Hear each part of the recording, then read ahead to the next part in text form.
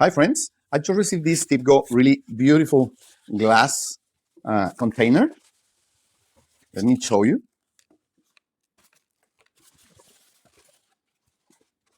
Look at that, how nice it is. It has this wood top, okay? You can put here, well, whatever you might like to put. You get even these signs to register what is in the jar.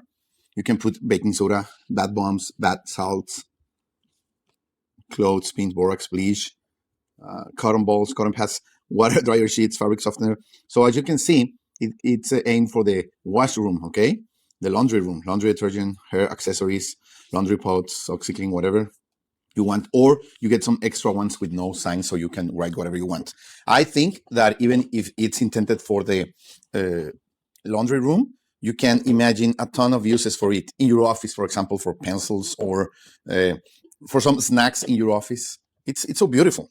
You see, so beautiful. It's a nice, good size, and I think you can use it in your office, in your kitchen, of course, in the laundry room, as you can see, in your playroom, whatever you want to store things in a beautiful, crystal clear container. This is it.